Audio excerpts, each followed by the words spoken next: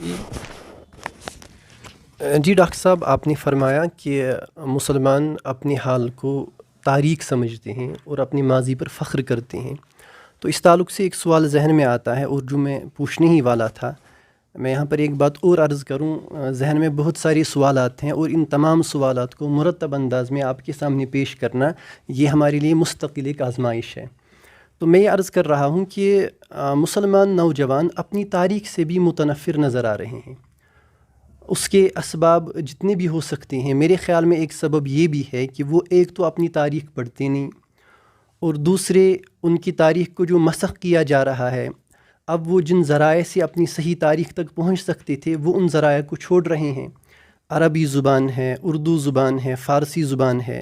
مسلمان ان زبانوں کو دن بدن ترک کر رہے ہیں، تو وہ اپنی صحیح تاریخ کو کیسے سمجھیں گے اور وہ اس صحیح تاریخ تک کیسے پہنچ جائیں گے، جب کہ پوری دنیا کوشش کر رہی ہے کہ مسلمانوں کو اپنی اس روشن تاریخ سے، وہ جو ہمارا گولڈن ایرا ہے، اس سے متنفر کیا جائے اور اس کو ڈارک ایجز کا نام دیا جائے. تو کیسے ہمارے مسلمان نوجوان اپنی تاریخ کو صحیح معنوں میں سمجھیں؟ دیکھیے، ایک جواب تو آپ نے خود بتا دیا کہ وہ اپنی تاریخ کو جانتے نہیں ہیں، لیکن مجھے زیادہ اتفاق نہیں ہو رہا ہے اس سوال کے ساتھ کہ مسلمان اپنی تاریخ سے متنفر ہیں. شاید اس طرح کی صورتحال ابھی نہیں ہوئی ہے کہ مسلمان نوجوان متنفر ہیں. بالکل نہیں ہے. گیا گزرا مسلمان بھی اپنی ماضی کے حوالے سے بہت ہی حوصلہ افزا اس کی حالت ہے. وہ یہ سمجھتا کہ ہمارا ماضی بہت روشن گزرا ہے. جو دشمن گزرے ہیں وہ بھی یہ کہتے ہیں کہ مسلمانوں کا ماضی پاسٹ بہت ہی روشن ہے. متنفر ذرا بہت زیادہ بھاری لفظ یہاں ہو جائے گا. بے خبر ہیں، جانتے نہیں ہیں کہ ہماری تاریخ کیا ہے. دو وجہیں اس میں کہوں گا. یا اپنی تاریخ کے کچھ پہلوؤں کے بارے میں متشکک ہیں، کیونکہ جو عادل ہیں ان کو ظالم پیش کیا جا رہا ہے، جو صحیح ہے اس کو غلط پیش کرنے کی کوشش کی جا رہی ہے. ایک وجہ آپ نے بتایا کہ ہمارے نوجوان اپنی تاریخ سے واقف نہیں ہیں. اس کی سب سے بڑی ایک وجہ یہ بھی ہے کہ مسلمانوں کی تاریخ کو اور اس کی شبیہ کو جو بدنام کرنے کی کوشش کی، اس کا ایک باضابطہ ایک انسٹیٹیوشن وجود میں آیا ویسٹ میں، جس کو ہم استشراق بولتے ہیں. مستشرقین، اورینٹلسٹس نے یہ کیا کہ جہاں انہوں نے قرآن مجید، سیرت رسول صلی اللہ علیہ وسلم، حدیث، فقہ پر ایسے ہاتھ ڈالا اور اس طرح کی اس کی توضیح اور تشریح کی، انٹرپریٹیشن کی، جس سے وہ شبیہ خراب انہوں نے کرنے کی کوشش کی. اللہ کا شکر ہے کہ بروقت علماء اسلام نے اور جو جینیون سکالرز ہیں اسلام کے، انہوں نے ان ساری دسیسہ کاریوں کا اور ان ساری جو بے ایمانیاں انہوں نے کی تھی، علمی بددانتیاں کی تھیں، ان کا جواب دیا اور سچ کو سچ اور جھوٹ کو جھوٹ ثابت کیا. یہ بھی آپ کو کتابوں میں ملے گا، دونوں چیزیں ملیں گی. دیانتداری اور بددانتی کا پورا ریکارڈ آپ کے سامنے واضح ہو جائے گا. لیکن ہوا یہ کہ وہ جو مستشرقین تھے، انہوں نے جو اسلامی تاریخ کی شبیہ بگاڑنے کی کوشش کی. پھر جو جدید تعلیم یافتہ طبقہ ہے، جنہوں نے ویسٹرن انسٹیٹیوشنز میں تعلیم کی، آج کل جو لوگ اسکولوں میں، کالجوں میں، یونیورسٹیوں میں پڑھتے ہیں، انہوں نے بھی کیجول انداز سے جب چاہا کہ ہم مسلمانوں کی تاریخ کو پڑھیں، تو ان کے سامنے چونکہ وہ پہلے ہی متاثر تھے ایکیڈمک انداز میں، وہ ویسٹ سے بہت متاثر تھے ہی، تو انہوں نے یہ سمجھا کہ مسلمانوں کی کتابیں تو مولویوں نے لکھی ہیں، اور ویسٹرن ایجوکیشن کا اور اس کا جو پورا پیراڈائم ہے، اس کی سب سے بڑی ایک خرابی یہ ہے کہ آدمی دین سے بدزن ہونے سے پہلے وہ رجال دین سے بدزن ہو جاتا ہے. اور رجال دین ہمارے پاس جو نمائندے ہوتے ہیں، اس طبقے کو، اس انسٹیٹیوشن کو ہم علماء یا مولوی صاحبان کہتے ہیں. تو جس کسی کو وہ بدزنی شروع ہوگی تو اس کی اسی طبقے سے شروع ہوگی، اور انہوں نے یہ سمجھا کہ ان کے پاس میتھڈالوجی نہیں، ریسرچ کے اسالیب نہیں، اور تحقیق کا جو جو میتھڈالوجی ہے, جو اسلوب ہے اور تحقیق کرنے کا جو ڈنگ ہے وہ ویسٹ کے اسکالرس کا ہے, تو وہ اسلامی تاریخ بھی ویسٹرن اسکالرس کی ہی پڑھنے لگے. اور اس کے ساتھ ہی جو اسلامک اسٹڈیز کے جو ڈپارٹمنٹس ہیں, جن کے اصل میں کریکولم اور ان کا سلیبس جو ہے وہ ویسٹ سے بنا, اور اسلامک اسٹڈیز ایز ڈسپلن اس کا جو نیچر ہے وہ بھی ویسٹ سے ہی آیا. اور پھر ہمارے مشرق میں ہماری یونیورسٹیز میں اسلامک اسٹڈیز ایز سبجیکٹ پڑھایا جانے لگا. اس میں جو وہ اسٹوڈنٹس تیار ہونے لگے وہ بھی زیادہ تر مسلمانوں کی تاریخ کو ویسٹرن اسکالرس کی کتابوں سے ہی سمجھنے کی انہوں نے کوشش کی. تو اس طرح سے وہ آہستہ آہستہ سلولی اینڈ ڈسکریٹلی وہ مستشرقین کے اسٹوڈنٹس بن گئے. تو یہ مستشرقین کے جو اسٹوڈنٹ تھے مسلمان, یہ خود مستشرقین سے زیادہ خطرناک ثابت ہوئے کہ پھر جب انہوں نے انٹرپریٹیشنز کی, انہوں نے جب ایکسپلین کیا اسلامی تاریخ کو, تو تھا تو ان کے ذہن میں سارا جو غیروں نے لکھا تھا, اور لیکن اب مسلمانوں کے کندھوں سے, ان کے قلم سے یہ ساری چیزیں آگے بڑھنے لگی. اس طرح سے جب آگے مسلمان نوجوان اس کو پڑھنے لگے تو ان کے سامنے یہ شکل بگڑ گئی, شبیہ بگڑ گئی. ایک وجہ اس کی یہ ہوئی ہے, لیکن متنفر اس حد تک پہنچنا ابھی ایسا الحمدللہ بالکل ایسا نہیں ہوا ہے. اور ہمارے ہاں جو تاریخ کا ذخیرہ ہے وہ بھی اتنا علماء نے لکھا ہے, اتنا اسکالرس نے لکھا ہے, اس کو دیکھا جائے گا تو آپ کو واضح طور پر یہ نظر آئے گا کہ تاریخ کے میدان میں بھی مستشرقین نے جہاں جہاں سے بھی دیانتداری سے کام نہیں لیا ہے وہ بھی آپ کے سامنے واضح ہو جائے گا. ایسا کچھ نہیں ہے, بس صرف پڑھنے کی ضرورت ہے. اور جو اوریجنل سورسز ہیں, اوریجنل سورسز کو پڑھنے کی ضرورت ہے. یہ نہیں کہ اس نے کیا لکھا, اس نے کیا لکھا, فلاں یورپین بڑے اسکالر نے کیا لکھا ہے. ان کا شروع سے ہی یہی رویہ رہا ہے اور یہی نیت رہی ہے کہ ہم اس طرح وہ کیا کریں گے, آپ کو تاریخ لے لیجئے, ہم تاریخ کی بات کر رہے ہیں تو وہ 2-4 باتیں آپ کو بڑی اچھی بتائیں گے اور بہت مثبت بتائیں گے. آپ خوش ہو جائیں گے کہ یہ جو لکھنے والا ہے کتنا دیانتداری کے ساتھ اسلامی تاریخ کو لکھ رہا ہے. لیکن بیچ میں ایک ایسی بات وہ کہہ دیں گے, آپ کو جتنا آپ نے پڑھ لیا تھا وہ اس سارے کے اوپر سے اعتماد اٹھ جائے گا. یہ ان کا ایک طریقہ ہے کام کرنے کا, اور اس کے پیچھے ان کا ایک بہت بڑا ایجنڈا ہے. اور جب ہم اس چیز کو پڑھتے ہیں تو آہستہ آہستہ پھر ہمارے جو نتائج نکلتے ہیں وہ واقعی بدظنی پر منتج ہو جائیں. جی, یہاں پر ڈاکٹر صاحب کئی سوالات میرے ذہن میں آ رہے ہیں. ایک بات تو یہ کہ جس کو ہم بہت شدت سے محسوس کر رہے ہیں, آپ نے فرمایا کہ جب مستشرقین نے اور یہ جو اورینٹلسٹ تھے انہوں نے خیانت سے کام لیا اور اسلامی تاریخ کو مسخ کرنے کی کوشش کی, اس کا مقصد یہی تھا کہ مسلمان اپنی تاریخ سے بدظن ہو جائیں. تو اب راستہ یہ تھا کہ مسلمان طلباء اپنے علماء کی کتابیں پڑھیں جن میں ان علماء نے ان مستشرقین کا رد کیا ہے اور ان کی خیانتوں کو ظاہر کیا ہے. تو یہ ایک راستہ بنتا تھا. لیکن ہم شدت سے ایک بات محسوس کر رہے ہیں کہ ہمارا جدید تعلیم یافتہ طبقہ علماء سے دور ہوتا چلا جا رہا ہے. اور یہ صرف ہمارا احساس نہیں ہے. میں ایک مکالمے کی صورت میں یہ سوال آپ کے سامنے پیش کر رہا ہوں. ابھی میں اس پروگرام کے لیے آ رہا تھا تو ایک ڈاکٹر صاحب سے ملاقات ہوئی, ہمارے بغل میں بیٹھے تھے. تو ان کے پوچھنے پر میں نے بتایا کہ میں ایک پروگرام کے لیے جا رہا ہوں, اس طرح ہمارا پروگرام ہے. تو ان کا جو جواب تھا وہ یہ تھا کہ مولوی صاحب میں علماء کے بیانات سنتا تھا, لیکن جب میں نے دیکھا کہ مسلک پرستی ہے, تعصب ہے, تو میں نے سب علماء کو چھوڑ دیا. اب میں وہ ایک یوتھ کلب چل رہا ہے, ہم ان کی برائی بیان نہیں کر رہے ہیں, جہاں بھی کوئی اچھا کام ہو اس کو اپریشیٹ کیا جانا چاہیے. لیکن میں اس سوال کا جو دوسرا پہلو ہے اس کو یہاں پر اصل میں پوائنٹ آؤٹ کرنا چاہ رہا ہوں. وہ فرما رہے تھے کہ میں نے پھر علماء کے بیانات سننا چھوڑ دیے, میں نے اس کے بعد ان کو لے لیا اور وہ الحمدللہ نیک ہیں, اچھی باتیں کر رہے ہیں, ان چیزوں کو ایڈریس کر رہے ہیں. تو میں نے ان سے یہ عرض کیا کہ ڈاکٹر صاحب مجھے آپ بتائیں کہ اگر ایک ڈاکٹر صاحب نے مجھے دھوکہ دیا یا اس میڈیکل فیلڈ میں بہت سارا فراڈ ہے, تو کیا یہ مناسب رہے گا میں فیصلہ کروں کہ میں آج کے بعد کسی ڈاکٹر کے پاس نہیں جاؤں گا, اور ہمارے گھر میں جو معمولی پڑھا لکھا آدمی ہے جس نے کہیں پڑھا بھی نہیں ہے تو میں اس سے اپنا علاج کراؤں گا, وہ بہت نیک ہے. تو اس پر ان ڈاکٹر صاحب نے فرمایا نہیں ایسا نہیں, آپ صحیح فرما رہے ہیں, میں بات سمجھ گیا. تو میں بس یہ عرض کرنا چاہ رہا ہوں کہ مستقل کوششیں ہو رہی ہیں کہ ہمارے جو نوجوان ہیں وہ اپنے علماء سے کٹ جائیں. تو علماء سے کٹنے کا مطلب یہ ہے وہ اپنی تاریخ سے بھی دور ہو گئے, اپنا جو ورثہ ہے ان کا اس سے بھی دور ہو جائیں گے. تو اس پر آپ کیا فرمائیں گے اور آپ اس کو کس نظر سے دیکھتے ہیں اور اس کا علاج آپ کیا فرمائیں گے؟ سوال میں آپ نے کئی باتوں کا تذکرہ کیا. اگر اسی ترتیب سے اس کا جواب دیا جائے تو یہ ایک ہی جواب بہت لمبا ہو جائے گا. میں بہت مختصر پوائنٹس میں عرض کروں گا.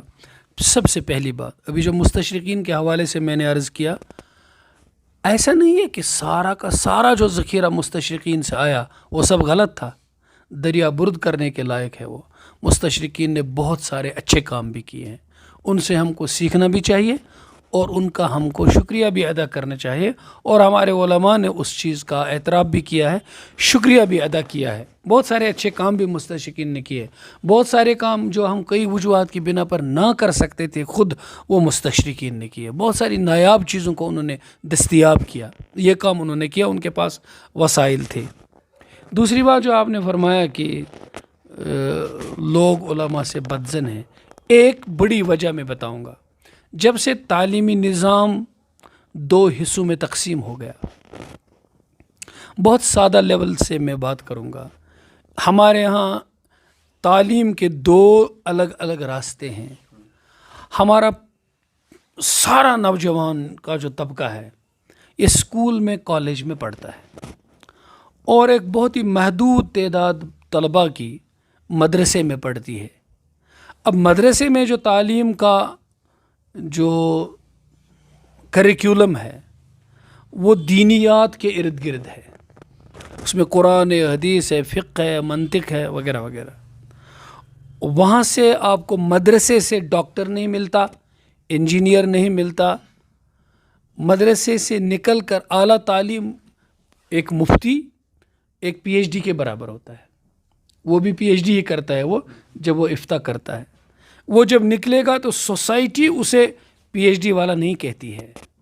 مدرسے سے نکلا ہوا ایک گریجویٹ جسے جو فارغ ہوتا ہے مدرسے سے عالمیت کر کے، اور سوسائٹی اسے عالم کہتی ہے. میں بہت ادب کے ساتھ اور بہت ہی احترام کے ساتھ عرض کروں گا، مجھے اس میں تحفظات ہیں.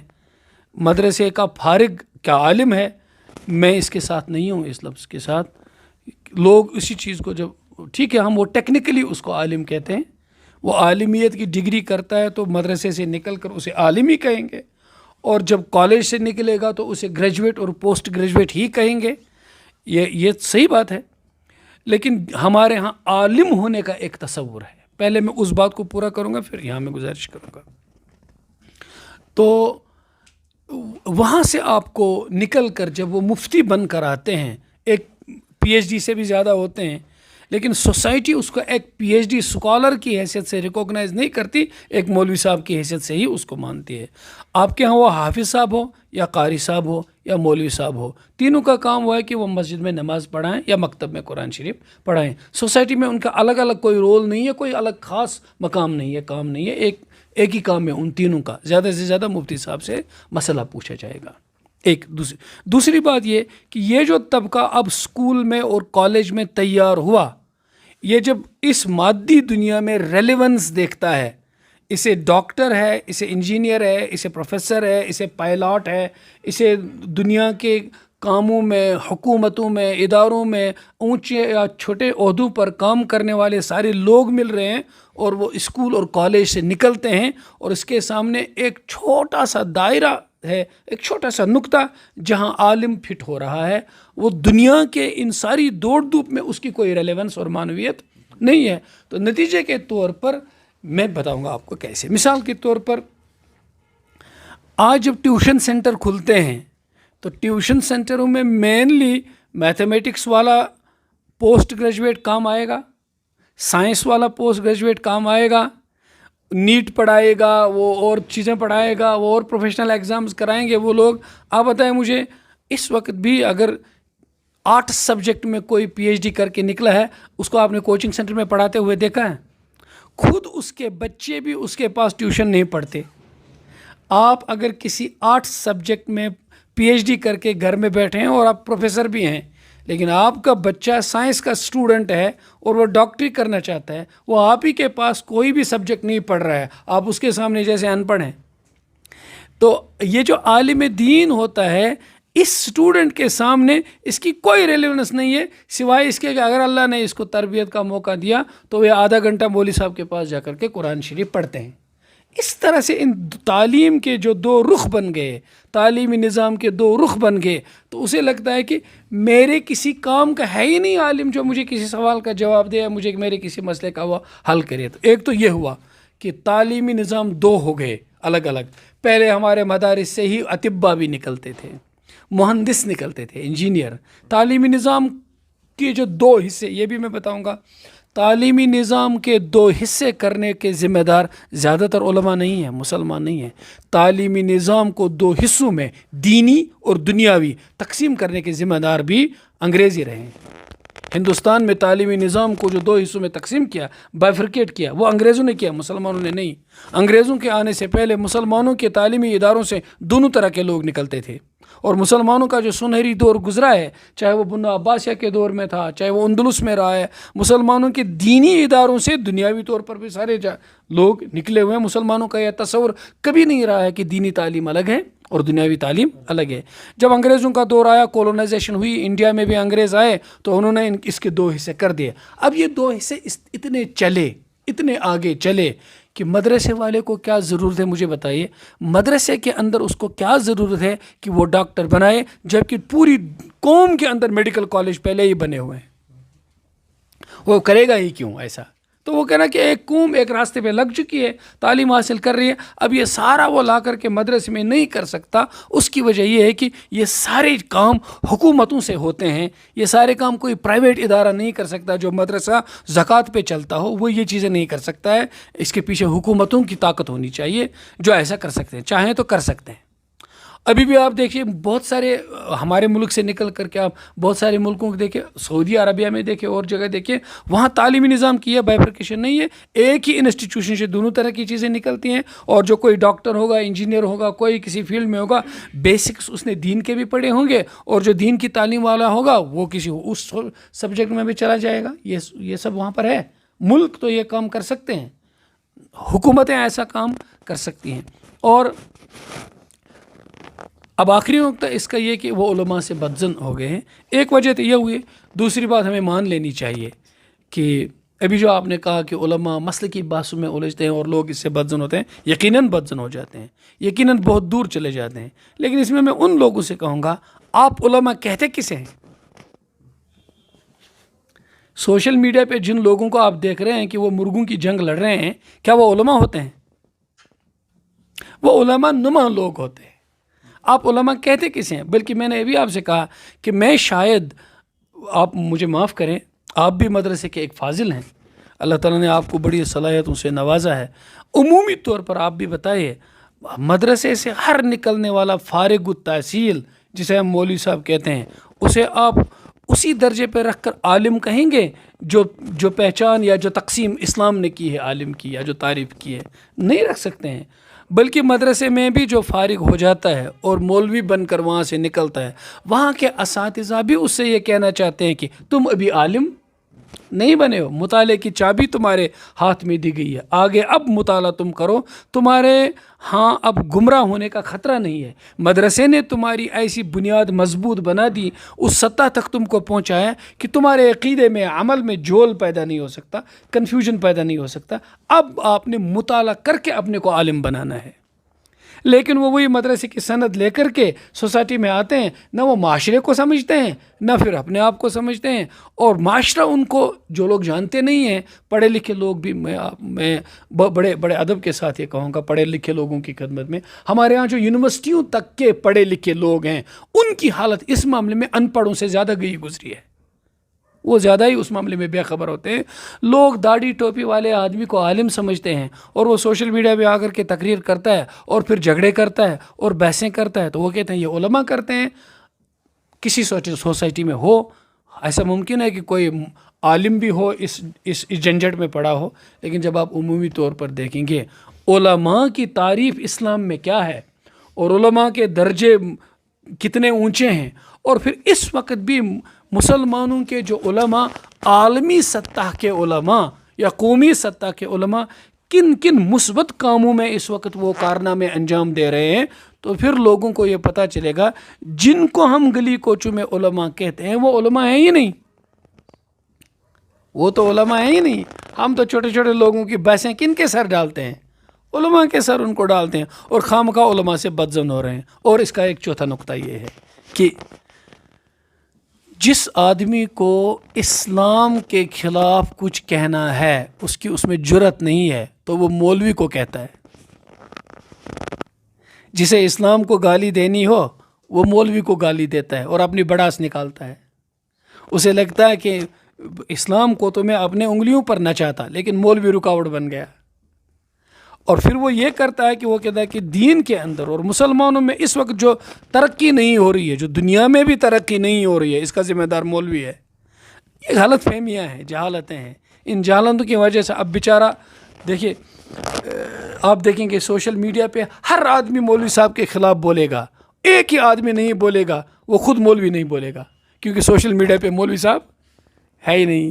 تو سارے لوگ اس کے خلاف بولیں گے، وہ خود بولیں گے نہیں کیونکہ وہ خود وہاں نہیں ہیں. اور جو وہاں ہیں وہ مولویوں کے نام پر سیڈو مولویز ہیں، وہ مولوی ہیں ہی نہیں. اس لیے ان کی نمائندگی کبھی اور نہیں، وہ اپنے کاموں میں لگے ہوئے ہیں اور اچھے کام کر رہے ہیں، مثبت کام کر رہے ہیں. اگر لوگوں کو معلوم نہیں ہے تو وہ خطا کس کی ہے؟ وہ لوگوں کی خطا ہے.